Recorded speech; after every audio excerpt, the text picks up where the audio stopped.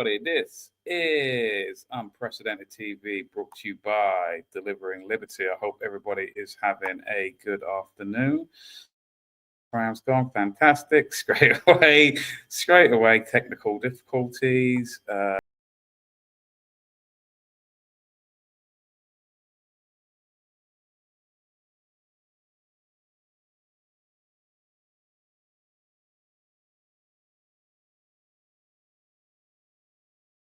Is that this studio, this virtual studio, gets shared by multiple different people. So every week when I come in, I have to re-upload everything and then do it again. And if I forget one little thing, which is quite obvious, like the background studio, I'm like, I've got to do it all over again. So let me just put some, as we're all just coming into the room and people are tuning in, let me just upload some my studio. Nope, it's not that one. Hang on. I've got my preferred set of studios. Now, yeah, I keep coming in, it just gets deleted, and it's just getting a bit of a pain in the arse now. Where is it? Let's see. Let's see. That one will do. Right, there we go. Back in the room. So anyway, welcome to the show, everybody. I hope we're all having a good evening. I see people currently live streaming from Unprecedented TV's YouTube and Twitter, as well as Delivering Liberty's YouTube and Charlotte the Baroness's Twitter accounts, where most people are watching from. Yet Tech Gremlins, Pandora Chaser, still at least no one makes crumpets. I'm knocking out the studio powers. Yeah, it's true. It's true. Saying that, we're going to have on another guy that often suffers from technical difficulties and general boomerism. And that's going to be later. David Clews of UNN is going to be joining us to talk about the recent attacks on the streets. That I'm not going to talk about just like I do really want to talk about it now, but I think it's best to wait until David comes on, because there's quite a lot to talk about. Hopefully he's going to join us a bit more earlier than he planned. Obviously he's got other commitments, so I can't make him come on immediately. But we're going to go into it. So the news straight away. I mean, I could say if I was a how can I say it? If I was a black-pilled person, I would say there's some good news that. I mean, it's not good news at all, really. I shouldn't say stuff like that. But one of the recent news is that former Vice President Dick Cheney has passed away today. Former US Vice President Dick Cheney has died from complications of pneumonia and cardiac and vascular disease, his family has said. In a statement, his family said the 84-year-old was surrounded by his wife, Lynn, daughters Liz and Mary, and other family members. The Republican was one of the most polarizing vice presidents in U.S. history under George W. Bush from 2001 to 2009. He was a leading advocate of the invasion of Iraq in 2003. I mean, I'm actually quite surprised, because usually these kind of people, and I don't think I'm particularly no fan of this individual personally. I think the Cheney family, if you look into the history, and a very powerful family. Dick Cheney in particular, he seemed to be more the president than George W. Bush himself. But, then again, these people aren't exactly known. These leaders that we install nowadays, they're not exactly known for their intelligence, more of how compliant they can be and what the state of that said country wants them to do. So he was quite instrumental in the whole invasion of Iraq. And has anyone seen the film with Christian Bale starred as? Was it Christian Bale who starred as Dick Cheney? I can't remember. In the film that came out about 10 years ago. Never actually watched it, because again, at the end of the day, the Hollywood machine. It is a propaganda tool by the West. It isn't simply a tool of entertainment. There is always, in every film, every major Hollywood film that you watch, there is always some level of subversion that is going on. It may be very, very subtle, but it is always in there. Yeah, it was Christian Bale, someone says on YouTube there. So yeah, George Bush Jr. could not run a go-kart, says Pandora Chaser as well. Yeah, it's so very instrumental, very much very dark character. But usually with these people, as you've seen with what's his name, they usually live for a very, very long time. I know 84 can be considered a long age, but these people seem to live to 100. A lot. What's it, Henry Kissinger, for example, and all these people, they always seem to live to very, very, very ripe old ages. And the fact it was a cardiac and pneumonia type thing is, I don't know, it's a bit bizarre, in my opinion, anyway. But so that's just the first thing. But what the other news is today, obviously in UK wise, is that Tommy Robinson has been found not guilty. Allowed by the judge to go on a trip to Israel, Tommy Robinson has been found not guilty of a terror offence after refusing to give police access to his phone during a border stop in July last year. So let's just listen. This was outside Westminster Court today. Apparently, according to Ezra Levant of Rebel News, he was only in the court very briefly. Literally, just came in, stood up, declared he was Tommy Robinson or wherever he's called himself nowadays. Tommy 10 Names is usually the name that people give him as well. But he declared his identity, and apparently the judge immediately just said he's free to go. So, and that was it. And that was pretty much the end of the trial. Now, I've said here is, so the court allowed for the enemy of the state, which is hilariously the title of one of Tommy's books that someone else wrote for him, literally called Enemy of the State. He goes on, the court allowed him to go on a humiliation tour to France last week to discuss what Tommy was doing out there. He's basically been out over in Israel for 2 weeks making propaganda videos for a foreign government. He's been embarrassed. He didn't defend Britain in general when an Israeli journalist broadcaster told him that there's a special place in hell for British people. He basically just sort of had his head down low, and he just agreed with everything that this guy, Elijah, whatever his name is, said. Not the things, despite all of the things that Britain has done for both the state, both the regime, the British regime.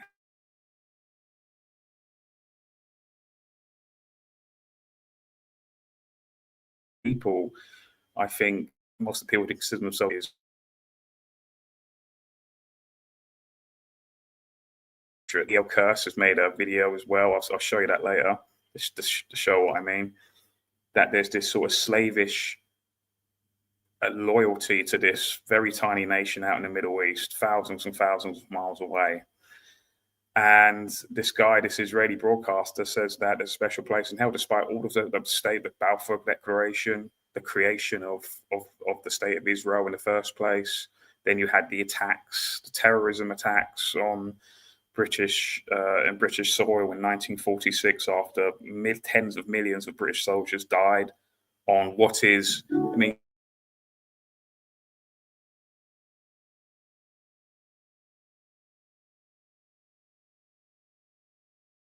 apparently this was going on, and yet they bombed the King David Hotel, which in just one attack killed hundreds of British servicemen, more than the IRA did in 30 years of terrorist attacks, and various others to the state of Israel. And yet this guy turns around and says there's a special place in hell for the British people, both in what he believes the regime and the people. I think personally, and Tommy just stays there and takes it. So not exactly a great ambassador to the patriot movement. If you believe he's a patriot, he's not. Let's see what was said here. What has been the outcome? What has been the outcome? The outcome has been found that the police discriminated against me based on my belief and my political beliefs. Now, my grievance now, well, not my grievance. First of all, thank you, Elon Musk. Thank you, Elon Musk, because if it wasn't for Elon Musk, why is it taken an American businessman to fight for our justice here and our fight against terrorism charges for journalists? Now, over there, in a minute, it's going to come the journalists, the mainstream media. Go back now. If you want to see if you can trust the media, go back now and read the media's... When I was on trial, read what they said. Read the headlines, read the news that they gave out, and then read the judge's judgment. Right? Because all those journalists sat on that trial, they knew the police acted unlawfully, they knew they acted illegally, they admitted it in court, and none of the journalists told you that. None of them. They were hoping they had another bench judge that would rule against me, and then you, the public, would know nothing. That judge's verdict is a slam down against the police. An absolute, read what he says, yeah? Read what he says, read about their evidence. It was corrupt, it was unlawful. For me, I'm frustrated still. I should be happy. I'm not happy because I shouldn't be put through this time and time again. I walked out of this court last year at a cost of £53,000 with a not guilty. I've just walked out again. This is nearly £100,000 been spent on this case. What for? So, Tommy's Charles, his court fees have been paid by what is essentially an established Elon Musk, who is, where have I put it? Breaking, this is from a pro-Tommy account, breaking, Elon Musk said for all of Tommy Robinson's legal fees, which led to him walking away a free man, Elon Musk paid for it. Elon Musk is a hero, according to this account. Tel Aviv Steve, literally funded by an establishment billionaire, Zionist wall licker. If there was any proof Tommy Talmud is a controlled op puppet, then this is it. Really, I mean, you have to understand that all of these think tanks, all of these Zionist, basically Israel proxies, such as the Middle Eastern Forum, which paid for his legal fees in the past. You've had Robert Schulman Foundation, again, another Jewish billionaire, has paid for, it's just giving him money. You have Rebel News, which obviously employed him, which again, Ezra Levant. Many people think that really Rebel News is essentially Mossad dressed up as a journalist organization, because it is then the perfect. It is, that's why if you look at the whole history, like Robert Maxwell, for example, who is obviously Ghislaine Maxwell's father, is that it's the perfect reason. Who's an open? It's basically an open secret that he was a Mossad agent for Israel. Is that it's the perfect sort of cover for journalists to be intelligence agents, because then they can conduct investigative work under the guise of being a journalist. So this is why when people get interviewed by, they allow Rebel News when they allow Rebel News to be to interview them, people, they see Rebel News and they think, oh, this is a freedom group, this is a freedom, this is anti-establishment news organization, and people will be happily interviewed by them. Whereas if it was obviously something like the police or any kind of MI5, whatever it is, people would be, I'm not saying a word to these people, but when it's an organization dressed up as a journalist organization, people willingly go and be interviewed by these people, not knowing that really things like Rebel News is actually an information gathering organization on behalf of an intelligence company organization. And people, it's the perfect cover, isn't it? So Ezra Levant, really, again, it's these people are paid by these organizations that have a link with these with the state of Israel. So everything with Tommy is always Israel related. You can't turn a stone without an Israeli being under it. When it comes to Tommy and his organizations, everything that he's ever been part of has always been Israel linked. It's actually go and do this research yourself, in the sense that everything, even like things like the EDL, English Defence League, the English Defence League's other official name is the English and Jewish Defence League when it was first created. It's on Company's House to this day still. So there doesn't seem to be anything really totally 100% English or British when it comes to Tommy. There's always Israel connection with it. That's why he has that connotation of being some kind of, I don't think people go into Mossad agent because he's worn that Mossad t-shirt in the past and all that.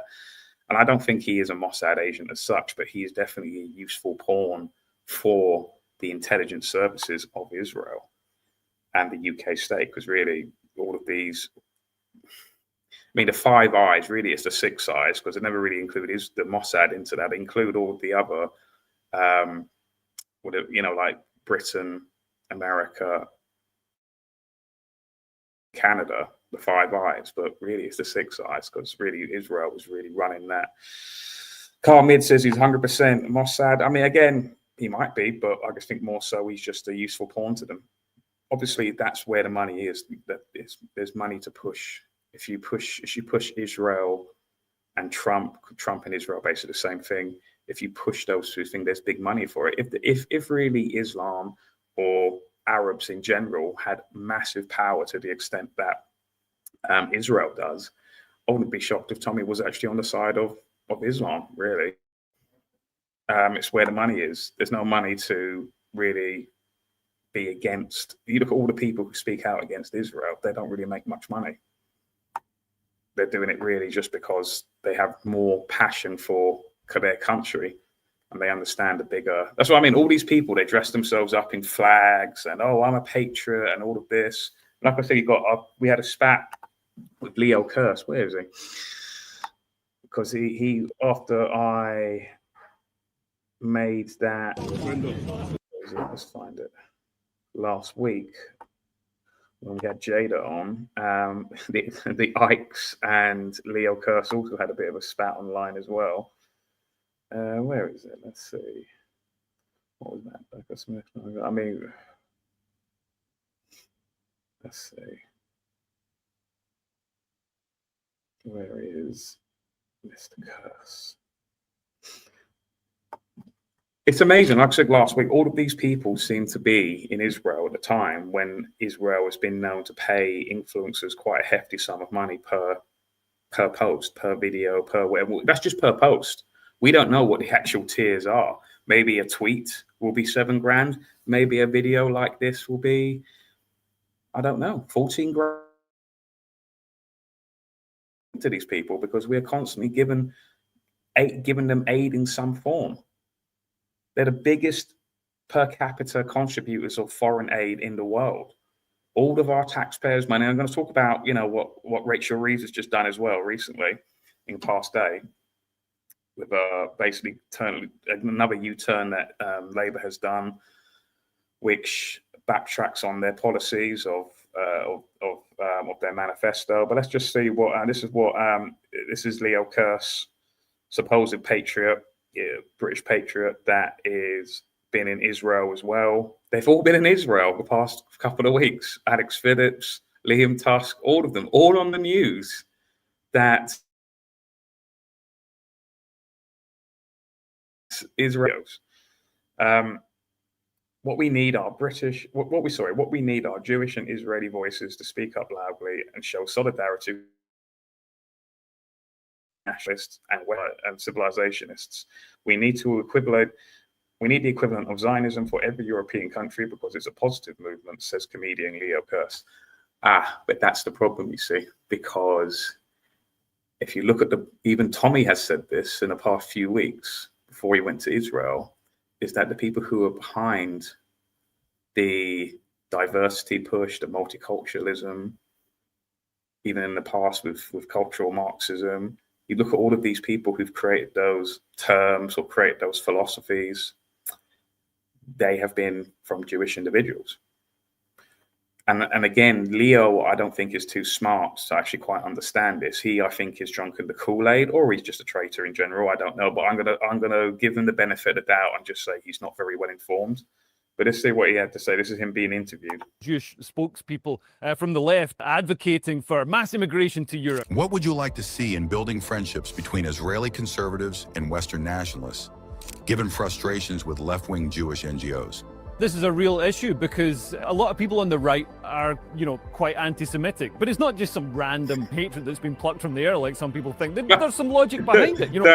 Or most people on the right are anti-Semitic. I can see where they're coming from, even if I don't agree with them. You can see, Jewish-run NGOs, Jewish politicians, Jewish spokespeople from the left advocating for mass immigration to Europe, talking down Zionism. And really what we need is Israeli voices, Jewish voices, to speak out loud and show solidarity with Western nationalists, Western civilizationists, because Zionism, see, so many people, there's this perception on parts of the right that, Israelis and Jews want Zionism for Israel, but not Zionism for anywhere else. And really, we need Zionism. Every European country needs Zionism. It's a positive movement. It's not about, creating an ethno-state or anything evil like that. Like I said, 20% of the population here is Muslim Arab. There's lots of Jews and various other people from Ethiopia and, other countries. So it's a very, multiracial, diverse mix of people here. Zionism isn't about that. And having a vision for the future. So yeah, we just need Israeli voices, Jewish voices, to speak out in favor of that for Western countries as well. So again, it's a very kind of low take. It's quite funny because Leo Kirst does actually sit occasionally on the panel with the Lotus Eaters, or as I call them, the low take eaters. It's always low take. Enter name here says this guy needs deporting. I said here, that's because you're an easily led fool, Leo.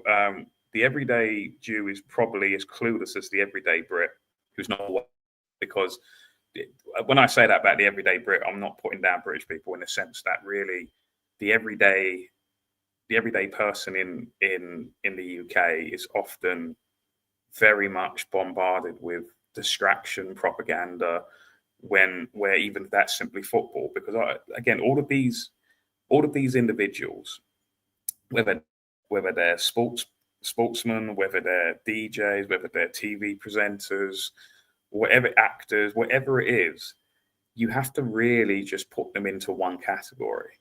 And that category is they are propagandists. So even footballers are propagandists. And people are distracted. They don't realize that they're being essentially subverted.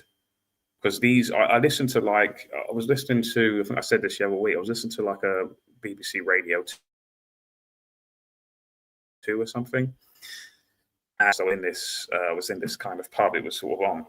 And I was listening to one of the DJ hosts just randomly start talking about how he's got his 17th COVID jab, basically.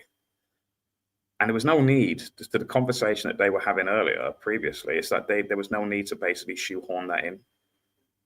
But it was, again, a sort of another promotion, again, bigging up how, everyone should be going, getting one, and they do good, do good for the nation, all of this. And it was just basically pushing all of that.